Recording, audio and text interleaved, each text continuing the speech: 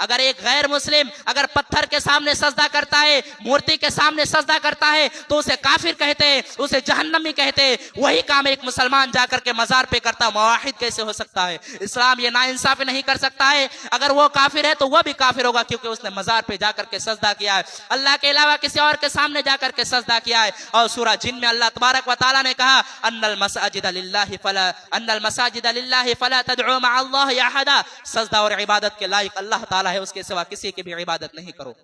تو یہ پہلا حق اللہ نے اپنا بیان کیا کہ شرک نہیں کرنا ہے۔ وَعَبُدُ اللَّهَ، اللہ کی عبادت کرو، وَلَا تُشْرِكُوا بِهِ شَيْئًا، اس کے ساتھ کسی کو شریک نہ کرو۔ یہ پیشانی جھکے تو اللہ کے سامنے جھکے، یہ ہاتھ اگر اٹھے تو اللہ کے سامنے اٹھے، اگر یہ زبان پر کوئی کلمہ اگر ظاہر ہو تو رب کا نام ظاہر ہو، اس کے علاوہ یا خواجہ غریب نواز یا مشکل کشا یہ کچھ زبان میں نہیں آنا چاہیے۔ سب سے پہلا حق اللہ نے اپنا بیان کیا کہ شرک نہ کرو۔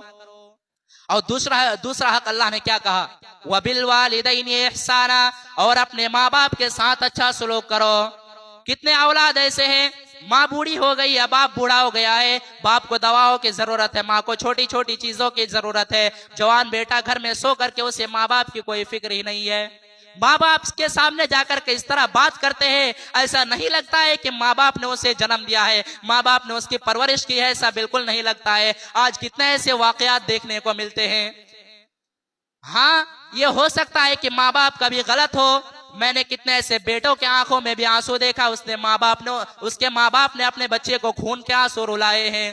ماں باپ غلط ہو سکتے ہیں، لیکن ماں باپ غلط ہو تب بھی ان کے ساتھ آپ کو حقوق العباد کسے کہتے ہیں؟ حقوق العباد کے معنی کیا ہے؟ حقوق کے معنی ہوتا ہے حق، ادھیکار، اور عباد مانے بندے۔ حقوق العباد بندے کا حق۔ اگر ہم اسلام کے اوپر اگر نظر دوڑاتے ہیں تو یہ پورا اسلام دو ہی چیزوں پر قائم ہے، ایک ہے حقوق اللہ اور ایک ہے حقوق العباد۔ دو ہی چیزوں پر اسلام قائم ہے۔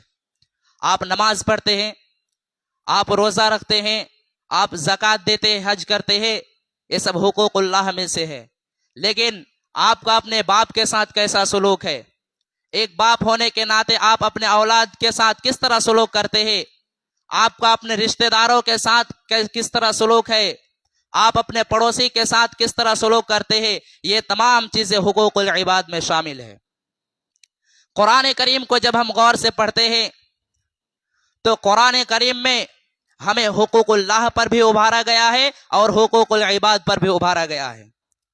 قرآن اگر ہمیں نماز پڑھنے کا حکم دیتا ہے، زکوٰۃ دینے کا حکم دیتا ہے، روزہ رکھنے کا حکم دیتا ہے، تو قرآن یہ بھی کہتا ہے اپنے اولادوں کے ساتھ انصاف کرو۔ قرآن یہ بھی کہتا ہے کہ والدین کے ساتھ اچھا سلوک کرو۔ قرآن یہ بھی کہتا ہے کہ اپنے پڑوسیوں کے ساتھ اچھا سلوک کرو، اپنے رشتہ داروں کا حق ادا کرو۔ قرآن اس چیز کی بھی تعلیم دیتا ہے۔ میں نے آپ لوگوں کے سامنے خطبہ مسنونہ کے بعد سورہ نساء کی آیت نمبر 36 تلاوت کی ہے، اور اس آیت میں اللہ تبارک و تعالیٰ نے 10 حقوق بیان کیے ہیں، اور آپ کو جان کر کے حیرت ہوگی کہ 10 حقوق میں صرف اللہ تبارک و تعالیٰ نے ایک حق اپنا بیان کیا ہے اور 9 حق بندوں کا بیان کیا ہے۔ وَعَبُدُ اللَّهَ، اللہ کی عبادت کرو، وَلَا تُشْرِكُوا بِهِ شَيْئًا، اس کے ساتھ کسی کو شریک نہ کرو۔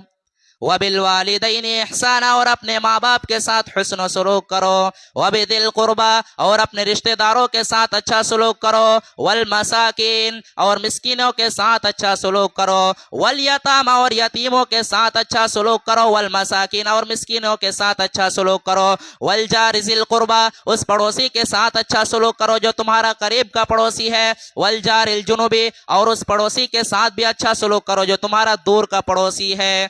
وَالْجَارِ ذِي الْقُرْبَىٰ وَالْجَارِ الْجُنُبِ وَالصَّاحِبِ بِالْجَنبِ، اور اپنے ہم سفر کے ساتھی کے ساتھ بھی تم اچھا سلوک کرو۔ وَالْجَارِ ذِي الْقُرْبَىٰ وَالْجَارِ الْجُنُبِ وَالصَّاحِبِ بِالْجَنبِ وَابْنِ السَّبِيلِ، اور مسافروں کے ساتھ بھی تم اچھا سلوک کرو۔ وَمَا مَلَكَتْ أَيْمَانُكُمْ، اور اپنے غلاموں کے ساتھ، اپنے لونڈیوں کے ساتھ تم اچھا سلوک کرو۔ إِنَّ اللَّهَ لَا يُحِبُّ مَنْ كَانَ مُخْتَالًا فَخُورًا، اللہ تبارک و تعالیٰ کسی غرور کرنے والے کو، کسی گھمنڈ کرنے والے کو، کسی اہنکار کرنے والے کو پسند نہیں کرتا ہے۔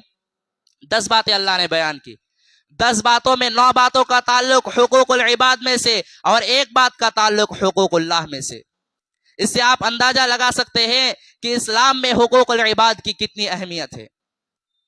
हुकूकुल इबाद का मामला इतना खतरनाक है मेरे प्यारे भाइयों कि अगर कयामत के दिन हमारा अगर हुकूकुल इबाद का मामला गड़बड़ रहा, हुकूकुल इबाद का मामला खराब रहा, तो दुनिया में जितना हम नमाज पढ़ते हैं, रोजा रखते हैं, ज़कात देते हैं, हज करते हैं, ये सारे के सारे अमाल बर्बाद हो जाएंगे अगर हुकूकुल इबाद का मामला गड़बड़ रहा। इसलिए हुकूकुल इबाद का मामला सही करना बहुत जरूरी है। अल्लाह के नबी सल्लल्लाहु अलैहि वसल्लम हुकूकुल इबाद के ये तमाम नेकियां बर्बाद हो जाएंगे, इसके बारे में एक हदीस नबी सल्लल्लाहु अलैहि वसल्लम बयान करते हैं। मेरे प्यारे भाइयों, आपको अगर अल्लाह तबारक व तआला तौफीक दे या आप हज करके अगर आए होंगे तो आप सऊदी अरब की सरजमीन पर देखे होंगे, वहां इंडिया का रुपया नहीं चलता, वहां रियाल चलता है।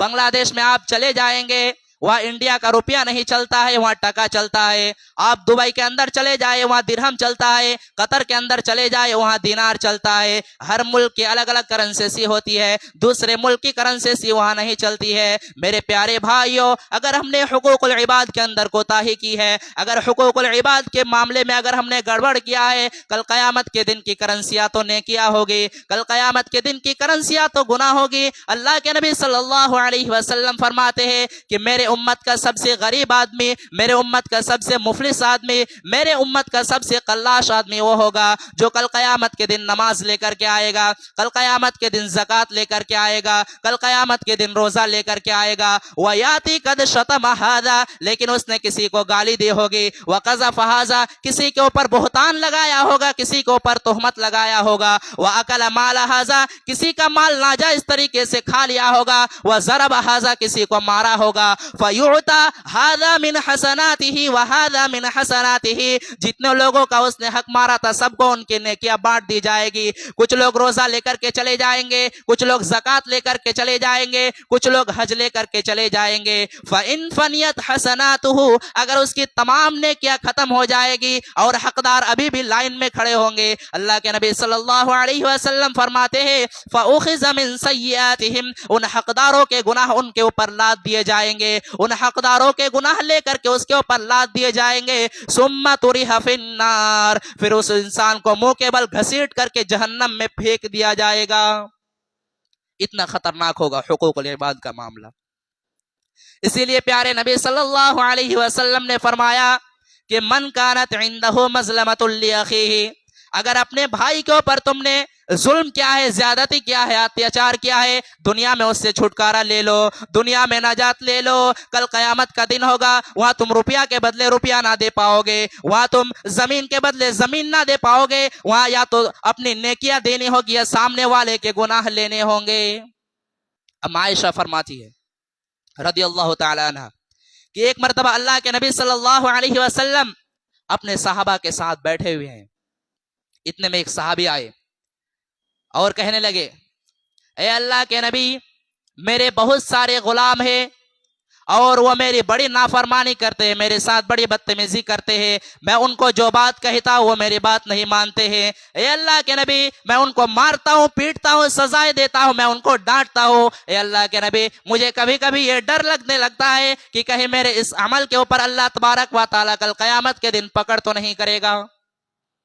आप सल्लल्लाहु अलैहि वसल्लम ने फरमाया, ऐ मेरे साहबी, तुम्हारे गुलामों ने तुम्हारी जितनी नाफरमानी की है और तुमने जितनी सजा दी है, दोनों को कल कयामत के दिन अल्लाह तबारक व तआला एक तराजू पर तौलेगा। अगर तुम्हारी नाफरमी, अगर उनकी नाफरमानी तुम्हारे सजा से ज्यादा हो गई, तब तो तुम्हारा अल्लाह तबारक व तआला के यहाँ फायदा हो जाएगा, तुम्हारा अल्लाह तबारक व तआला के यहाँ फायदा हो जाएगा। लेकिन ए मेरे साहबे, अगर उनकी सजा से ज्यादा, अगर उनके कुसूर के वजह से तुमने अगर ज्यादा मारा है, तब तो ए मेरे साहबे, तुम्हारी नेकियां उनके अकाउंट में डाल दी जाएगी, तुम्हारी नेकियां उनको दे दी जाएगी।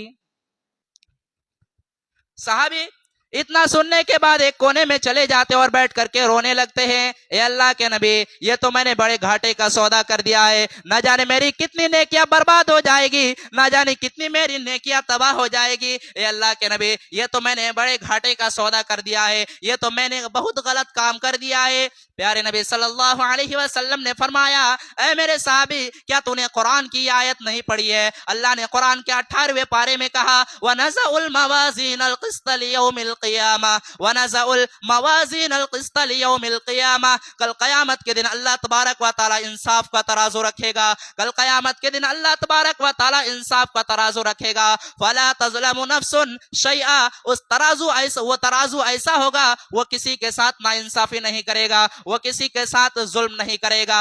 وَإِن كَانَ مِثْقَالَ حَبَّةٍ مِّنْ خَرْدَلٍ أَتَيْنَا بِهَا وَكَفَى بِنَا حَاسِبِينَ اللہ تبارک و تعالیٰ فرماتا ہے میرے بندو اگر تم نے رائی کے دانے کے برابر بھی اگر نیکی کی ہوگی یا رائی کے دانے کے برابر بھی اگر تم نے گناہ کیے ہوگے وہ سارے کے سارے نیکی اور وہ سارے کے سارے گناہ ہمارے ترازو پر تولا جائے گا۔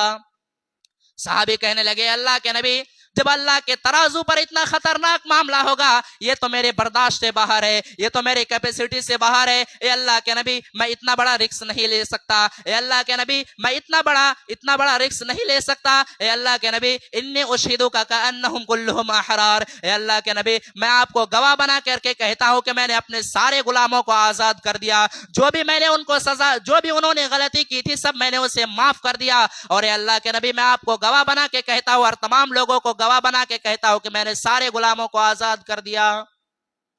یہ حقوق العباد۔ آج افسوس ہوتا ہے عدالتوں پہ چلے جاؤ، کچہریوں پہ چلے جاؤ، بھائی بھائی کے خلاف کیس لڑ رہا ہے، باپ بیٹے کے خلاف کیس لڑ رہا ہے، رشتہ دار کے خلاف کیس لڑ رہا ہے، پڑوسی کے خلاف کیس لڑ رہا ہے، سب سے زیادہ آپس میں لڑائی جھگڑے یہ مسلمان قوم کر رہی ہے، یہ شرم کی بات ہے اور چلو بھر پانی میں ڈوب مرنے کی بات ہے۔ ہمیں تو سب سے زیادہ حقوق العباد کے معاملے میں ساودھان رہنا چاہیے۔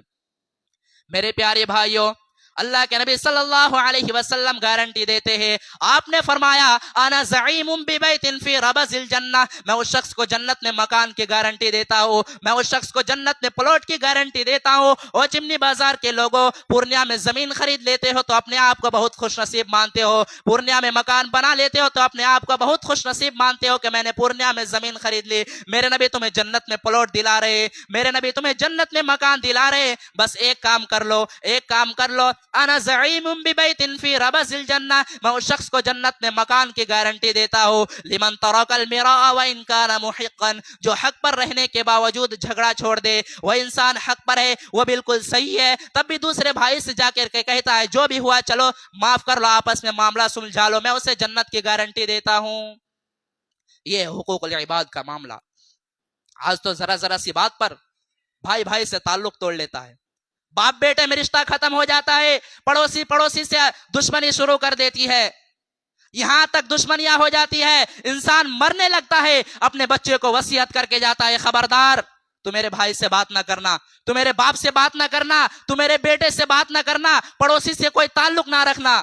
یہ کون سا لفظ ہے؟ مرنے کے وقت بھی وصیت کر کے جاتا ہے، زندگی بھر دشمنی رکھنے کے بعد بھی مرنے کے وقت اپنے بچے کو وصیت کر کے جاتا ہے۔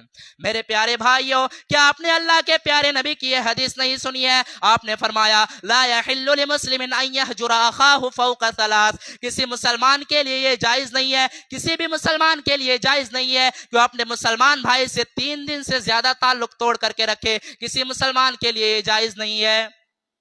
اسی لیے ہماری شریعت نے ہمیں سلام سکھایا ہے، جب بھی اپنے مسلمان بھائی سے ملا کرو سلام کیا کرو۔ میرے پیارے بھائیوں یہ سلام تو کوئی معمولی چیز نہیں ہے، دشمن بھی آپ کو ملے گا آپ کہیں گے السلام علیکم، آپ نے سلامتی کی دعا کر دی، ورحمت اللہ وبرکاتہ، آپ نے رحمت کی دعا کر دی، آپ نے برکت کی دعا کر دی، آپ کا دشمن ہے، آپ سے کوئی تعلق نہیں ہے، لیکن آپ نے جب اس کے لیے سلامتی کی دعا کر دی، رحمت کی دعا کر دی، برکت کی دعا کر دی، سارے دل کی دشمنی مٹ گئی، جتنی دشمنیاں تھی ساری دشمنی ختم ہو گئی۔ اسی لیے اللہ کے نبی صلی اللہ علیہ وسلم جب مکہ سے مدینہ ہجرت کرتے ہیں اپنے صحابہ کو پہلی نصیحت کیا کرتے ہیں؟ میرے صحابے افسو السلام بینکم، آپس میں سلام کو پھیلاؤ، آپس میں سلام کو عام کرو۔ تو سلام کیا کرو، یہ سلام بہت بڑی چیز ہے، یہ سلام بڑی بڑی دشمنیاں کو ختم کر دیتی ہے۔ تو سلام کو پھیلایا کیجیے اور آپس میں دشمنی نہ مت رکھیے۔ صحابہ کے درمیان بھی اختلافات ہوئے، صحابہ اکرام کے اندر بھی دشمنیاں ہوئی، لیکن صحابہ نے دل میں بغض نہیں رکھا۔ اما عائشہ رضی اللہ تعالی عنہ کے ایک بھانجے تھے، ان کے بہن کے بیٹے تھے جن کا نام عبداللہ بن زبیر تھا۔ عبداللہ بن زبیر کی خالہ تھی اما عائشہ۔ ایک میٹر پہ خالہ اور بھانجے میں اختلاف ہو گیا۔ عبداللہ بن زبیر نے کہا کہ میں اپنے خالہ کو فلاں کام کرنے سے روکوں گا۔ خالہ کے اندر یہ عادت تھی، اما عائشہ کے اندر یہ عادت تھی کہ وہ پیسے کو روکا نہیں کرتی تھی، وہ بہت زیادہ اللہ کے راستے میں دان و خیرات کیا کرتی تھی، بہت دانی عورت تھی۔ اما عائشہ نے کسی کو کوئی زمین دان دی تھی، عبداللہ بن زبیر نے کہا تھا کہ نہیں، میں اپنے خالہ کو یہ زمین دان کرنے نہیں دوں گا، میں اپنے خالہ کو یہ زمین دینے نہیں دوں گا۔ خالہ کو پتا چلا کہ میرے بھانجے نے میرے بارے میں ایسا کہا ہے کہ اللہ کی قسم میں اپنے خالہ کو روکوں گا۔ بخاری کے الفاظ ہے، اما عائشہ نے بڑے سخت الفاظ میں کہا کہ اللہ کی قسم میں عبداللہ بن زبیر سے بات نہیں کروں گی، میں ان سے رشتہ نہیں رکھوں گی۔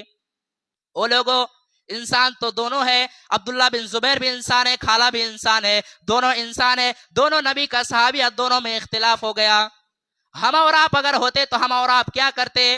ہم سے اگر کسی کی دشمنی ہو جائے، ہم سے اگر کوئی تعلق توڑ لے، ہم سے کوئی بات چیت کرنا بند کر لے، ہم کہتے آپ ہم سے بات نہ کرے، آپ کے بغیر ہمارا کام تھوڑی رکا ہے۔ ہم اور آپ یہ کہتے ہیں، ہم سے کوئی بات چیت بند کر لے، ہم سے کوئی تعلق توڑ لیتے، ہم کہتے ہمیں اگر کوئی ایک جھاپڑ مارے تو ہم کہتے ہم اس سے 10 جھاپڑ ماریں گے۔ ہمارا مزاج ایسا ہے، لیکن صحابہ اکرام ایسے نہیں تھے، صحابہ اکرام کے اندر یہ عادت نہیں تھی۔ خالہ ناراض ہو گئی، اور آپ جانتے ہیں کہ خالہ کا بہت اونچا مقام ہے۔ اگر آپ کی خالہ زندہ ہے، آپ کی موسی زندہ ہے، خالہ کی عزت کرو، خالہ کو ماں کے جیسا سمان دو۔ پیارے نبی کی حدیث سے آپ نے فرمایا، الخالۃ بمنزلۃ الام، خالہ ماں کے برابر درجہ رکھتی ہے۔ اگر آپ کی خالہ زندہ ہے، اسے ماں کے جیسا سمان دو، اس کی عزت کیا کرو۔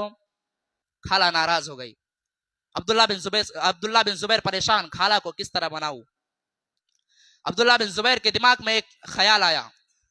عبداللہ بن زبیر جانتے تھے کہ اما عائشہ پیارے نبی صلی اللہ علیہ وسلم سے بہت زیادہ محبت کرتی تھی، اور نبی کے انتقال کے بعد اما عائشہ پیارے نبی صلی اللہ علیہ وسلم کے خاندان والوں سے بھی بہت زیادہ محبت کرتی تھی۔ تو عبداللہ بن زبیر نے 2 صحابی کو پکڑا۔ یہ 2 صحابی کون تھے؟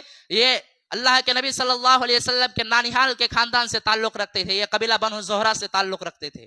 2 صحابی کو پکڑا، کہا دیکھو بھائی ایسا ایسا معاملہ ہے، میری خالہ مجھ سے ناراض ہے اور آپ کو میرے ساتھ چلنا ہے اور زیادہ کچھ نہیں کرنا ہے۔ میں جب اپنے خالہ کو منانے لگوں تو آپ کو بس تھوڑا میرا ساتھ دینا ہے۔ اب یہاں ایک مسئلہ اور سمجھ لیجئے، 2 لوگوں کے بیچ میں جب اختلاف ہو جائے تو اس جھگڑا کو ختم کرنے، اس اختلاف کو ختم کرنے کے لیے شریعت نے بہت ابھارا ہے۔ اگر 2 لوگوں کے بیچ کا جھگڑا ختم کرنے کے لیے آپ کو اگر جھوٹ بھی بولنا پڑے تو آپ جھوٹ بھی بول سکتے ہیں۔ حالانکہ جھوٹ بولنا شریعت کے نظر میں بہت بڑا گناہ ہے، لیکن بخاری کے الفاظ ہے، لیس الکذاب الذی یصلح بین الناس، 2 لوگوں کے بیچ میں اگر صلح کرانے والا جھوٹ بھی بول دے تو کوئی حرج کی بات نہیں ہے۔ تو اگر کبھی ایسا موقع مل جائے کہ آگ لگ گئی ہے اور آگ بجھانے کا موقع ملے تو آگ بجھانے کی کوشش کیجیے۔ ہاں، لیکن اگر 2 لوگوں کے بیچ میں اختلاف پیدا کرنے کے لیے آپ اگر سچ بھی بولتے ہیں تو ایسا سچ بولنا بھی حرام ہے، اور شریعت اسے چغلی کہتی ہے۔ اور پیارے نبی صلی اللہ علیہ وسلم نے فرمایا کہ لا يدخل الجنت نمام، چغل خور جنت میں نہیں جائے گا۔ تو کبھی اگر ایسا موقع ملے کہ آگ لگ گئی ہے اور آگ بجھانے کا موقع ملے تو آگ بجھانے کی کوشش کیجیے، آگ لگانے کی کوشش مت کیجیے۔ تو جب یہ دونوں صحابی کو یہ آفر ملا کہ میرے ساتھ چلو تو یہ دونوں فوراً تیار ہو گئے، ٹھیک ہے چلیں گے آپ کے ساتھ۔ اب یہ تینوں لوگ اما عائشہ کے دروازے پر پہنچے، اور جو طریقہ اسلام نے سکھایا، جب کسی کے دروازے پر جایا کرو سلام کیا کرو۔ ان تینوں نے کہا السلام علیکم، اندر سے جواب آیا وعلیکم السلام۔ ان تینوں نے کہا اے اما عائشہ اندخل، کیا ہم اندر آ سکتے ہیں؟ کہا ہاں اندر آ جاؤ۔ اندر گئے تو پردہ لگا ہوا تھا، اس پر اما عائشہ بیٹھی ہوئے، اس طرف یہ تینوں لوگ بیٹھے ہوئے ہیں۔ جیسے یہ تینوں لوگ پہنچے، اندر پردہ لگا ہوا تھا، پردہ کے اس پر اما عائشہ بیٹھی ہوئی ہے، اور اس طرف یہ تینوں لوگ بیٹھے ہوئے ہیں۔ عبداللہ بن زبیر فوراً پردہ کے اس پار جاتے اور کہتے ہیں اپنے خالہ کے گلے لگ کر کے رونے لگتے اور کہتے ہیں خالہ جان مجھ سے غلطی ہو گئی ہے, مجھے معاف کر دیجئے خالہ جان, مجھے وہ بات کہنی نہیں تھی جو میں نے کہی ہے. خالہ کہتی ہے نہیں میں تجھے معاف نہیں کروں گی, میں نے بہت بڑی قسم کھائی ہے, میں تجھے معاف نہیں کروں گی. غور کرو میرے پیارے ساتھیوں, آج کے دور میں کون اپنی غلطی کو مانتا ہے؟ لیکن عبداللہ بن زبیر نے اپنی غلطی کو مانا اور خالہ جان مجھے معاف کر دیجئے. خالہ کہتی ہے نہیں میں تجھے معاف نہیں کروں گی, میں نے بہت بڑی قسم کھائی ہے. خالہ جب یہ کہنے لگے, ادھر سے یہ دونوں صحابی کہنے لگے اے اماں عائشہ آپ تو نبی کی بڑی چہیتی بیوی ہے, کیا آپ نے نبی کا یہ فرمان نہیں سنا ہے کہ لا یحل لمسلم ان یہجر اخاہ فوق ثلاث, کسی مسلمان کے لیے جائز نہیں ہے کہ اپنے مسلمان بھائی سے 3 دن سے زیادہ تعلق توڑ کر کے رکھے. اے اماں عائشہ آپ کا بھانجا ہے, آپ کی بہن کا بیٹا ہے, چلو مان لیا اس نے غلطی کی ہے, اب معافی مانگ رہا ہے, معاف کر دیجئے. آخر کار اماں عائشہ نے عبداللہ بن زبیر کو معاف کر دیا اور اپنی قسم کو توڑنے کی وجہ سے 40 غلام آزاد کیے. اور جب بھی اماں عائشہ اس واقعہ کو یاد کرتی تھی اتنا روتی تھی کہ ان کا دوپٹہ آنسو سے بھیگ جاتا تھا. یہ تھے صحابہ اکرام. دل میں بغض مت رکھو, دل میں بغض رکھ کر کے جاؤ گے اللہ کے یہاں پچھتانا پڑے گا. کسی کا حق مارا ہے تو حق دے دو, حقوق العباد کا معاملہ بڑا خطرناک ہے. اب آئیے اس آیت کو میں تھوڑا تفصیل کے ساتھ آپ کے سامنے پیش کرتا ہوں جو میں نے خطبہ مسنونہ کے بعد پیش کی ہے. وقت ہونے جا رہا ہے یا پھر تفصیل نہیں ہوگی. تو اس آیت میں اللہ تبارک و تعالیٰ نے 10 حقوق بیان کیے ہیں. تو 10 حقوق میں پہلا حقوق کیا کہا؟ وَاعْبُدُوا اللَّهَ, اللہ کی عبادت کرو, وَلَا تُشْرِكُوا بِهِ شَيْئًا, اس کے ساتھ کسی کو شریک نہ کرو. دنیا کا سب سے بڑا گناہ شرک ہے. ہمیں لگتا ہے کسی نے ایک دن پہلے عید کی نماز پڑھ لی, کسی نے ایک دن پہلے روزہ رکھ لیا, کہیں چوری ہو رہا ہے, لگتا ہے کہ کچھ نہیں ہو رہا ہے, بہت بڑا گناہ ہو رہا ہے. اگر یہ سب ہو رہا ہے تو بہت بڑا گناہ ہو رہا ہے, لیکن شرک ہو رہا ہے کوئی بات نہیں ہے. مسلمان اللہ کے سوا کسی اور کے سامنے جا کر کے سجدہ کرتا کوئی بات نہیں ہے. یہ شرک اتنا بڑا گناہ ہے کہ اللہ نے قرآن میں کتنی آیتیں نازل کی ہے. اگر ان آیتوں کو بیان کرو تو 3-4 جمعہ ایسے ہی لگ جائے گا, اگر مختصر میں بیان کرو تب بھی. قرآن میں آیتیں بھری پڑی ہوئی ہے یہ شرک کے وجہ سے. میں آپ کو ایک آیت پڑھ کر کے سناؤں. اللہ نے قرآن میں شرک کرنے والوں کے لیے کہا ان اللہ لا یغفر ان یشرک بہ ویغفر ما دون ذلک لمن یشاء. شرک کو کبھی معاف نہیں کریں گے, یہ شرک گناہ اللہ کبھی بھی معاف نہیں کرے گا. انہ من یشرک باللہ فقد حرم اللہ علیہ الجنہ ومأواہ النار وما للظالمین من انصار. یہ شرک کرنے والا شرک کرنے کے بعد بغیر توبہ کیے ہوئے اگر دنیا سے چلے جائے, جنت حرام ہے اس کے اوپر, جنت حرام, وہ کبھی جنت میں نہیں جائے گا, وہ ہمیشہ جہنم میں رہے گا. اور ایسے ظالموں کے لیے اللہ تبارک و تعالیٰ کی طرف سے کوئی مدد نہیں آئے گا. اور مسلمان یہی شرک جا کر کے وہ مزار پہ جا کے سجدہ کر رہا ہے. اب لوگ کہیں گے یہ تو باپ دادا کا دین ہے, یہ باپ دادا کے اس سے چلے آ رہا ہے, تو یہ کیا قرآن غلط ہے؟ یہ قرآن میں یہ آیت غلط ہے. قرآن میں تو آپ نے جب قرآن کو پڑھا تو شروع میں ہی اقرار کر لیا ذالک الکتاب لا ریب فیہ, بے شک اس کتاب میں کوئی شک نہیں ہے. تو یہ سب آیتیں قرآن کی ہے, اور قرآن میں ہی اللہ نے کہا وہ ہمیشہ جہنم میں رہے گا, اور یہ شرک کرنے والا ہمیشہ جہنم میں رہے گا. کتنی مثالیں اللہ نے قرآن میں شرک کے لیے بیان کیا ہے, کتنی مثالیں بیان کی ہے. ابھی وقت نہیں ہے اس لیے ان مثالوں کو بیان نہیں کروں گا. کبھی اللہ تبارک و تعالیٰ کا زندہ رکھے تو آپ لوگوں کو پورا شرک کو تفصیل کر کے بیان کروں گا آپ لوگوں کے سامنے انشاءاللہ. یہ شرک بہت بڑا گناہ ہے, یہ شرک سے بچیے. یہ شرک کے بارے میں مولانا الطاف حسین حالی نے 100 سال پہلے نقشہ کھینچا تھا. جب مولانا الطاف حسین حالی کے اس نقشہ کو آج جب ہم پڑھتے ہیں تو ایسا لگتا ہے کہ مولانا الطاف حسین حالی نے 100 سال پہلے آج کے حالت کے نقشہ کو دیکھ کر کے وہ نقشہ کھینچا تھا.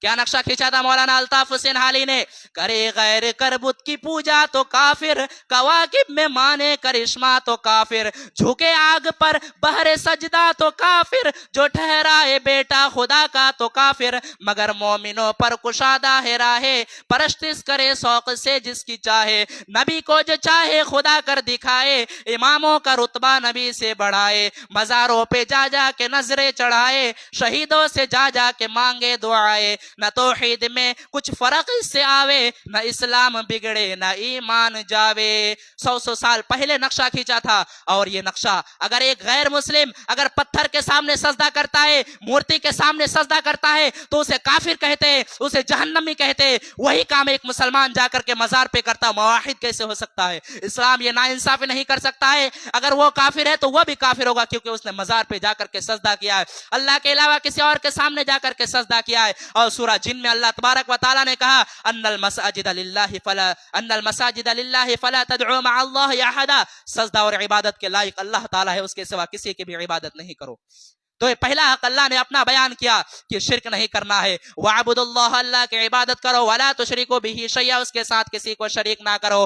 یہ پیشانی جھکے تو اللہ کے سامنے جھکے, یہ ہاتھ اگر اٹھے تو اللہ کے سامنے اٹھے, اگر یہ زبان پر کوئی کلمہ اگر ظاہر ہو تو رب کا نام ظاہر ہو. اس کے علاوہ یا خواجہ غریب نواز یا مشکل کشا یہ کچھ زبان میں نہیں آنا چاہیے. سب سے پہلا حق اللہ نے اپنا بیان کیا کہ شرک نہ کرو. اور دوسرا حق اللہ نے کیا کہا, وَبِالْوَالِدَيْنِ إِحْسَانًا, اور اپنے ماں باپ کے ساتھ اچھا سلوک کرو. کتنے اولاد ایسے ہیں, ماں بوڑھی ہو گئی یا باپ بوڑھا ہو گیا ہے, باپ کو دواؤں کی ضرورت ہے, ماں کو چھوٹی چھوٹی چیزوں کی ضرورت ہے, جوان بیٹا گھر میں سو کر کے اسے ماں باپ کی کوئی فکر ہی نہیں ہے. ماں باپ کے سامنے جا کر کے اس طرح بات کرتے ہیں, ایسا نہیں لگتا ہے کہ ماں باپ نے اسے جنم دیا ہے, ماں باپ نے اس کی پرورش کی ہے, ایسا بالکل نہیں لگتا ہے. آج کتنے ایسے واقعات دیکھنے کو ملتے ہیں. ہاں یہ ہو سکتا ہے کہ ماں باپ کبھی غلط ہو. میں نے کتنے ایسے بیٹوں کے آنکھوں میں بھی آنسو دیکھا, اس کے ماں باپ نے اپنے بچے کو خون کے آنسو رلائے ہیں. ماں باپ غلط ہو سکتے ہیں, لیکن ماں باپ غلط ہو تب بھی ان کے ساتھ آپ کو اچھا سلوک کرنا ہے. ماں باپ وہ ہستیاں ہیں جنہیں ہمیں اور آپ کو جنم دیا ہے, ہمیں مرتے دم تک اپنے ماں باپ کے ساتھ اچھا سلوک کرتے رہنا ہے.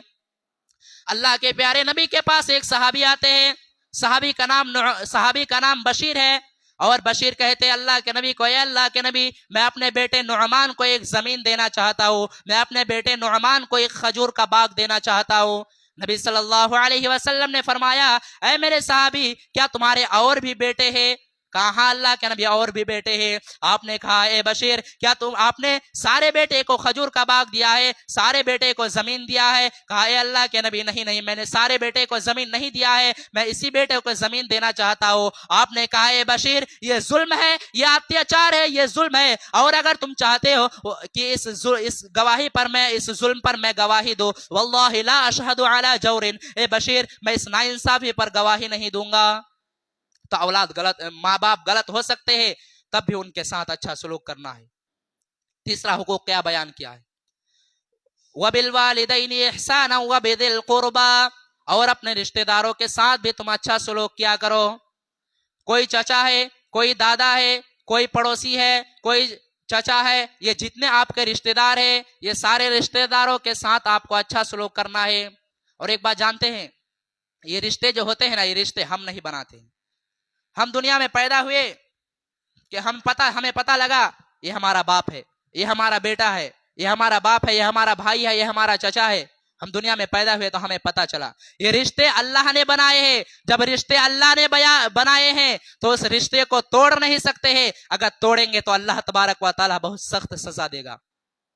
اللہ کے نبی صلی اللہ علیہ وسلم نے فرمایا کہ جب اللہ تبارک و تعالیٰ نے ساری کائنات کو بنایا تو یہ رشتہ جو ہے اللہ کے پاس آیا اور کہا, اے اللہ ھذا مقام الاعز بک, اے اللہ میں تیری پناہ میں آیا ہوں, تو بتا دے میرے ساتھ کیسا سلوک ہونا چاہیے. اللہ نے کہا, رشتہ جو تجھے توڑے گا میں اسے توڑوں گا, جو تجھے جوڑے گا میں اسے جوڑوں گا. جو رشتہ توڑے گا اللہ اسے توڑے گا, جو رشتہ جوڑے گا اللہ اسے جوڑے گا. تو رشتہ داروں کے ساتھ اچھا سلوک کرو. اب لوگ کہیں گے کہ رشتہ دار بھی تو ہمارے ساتھ بہت غلط کرتے ہیں, پڑوسی بھی تو ہمارے ساتھ بہت غلط کرتے ہیں, ایسے صورت میں کیا کرنا چاہیے؟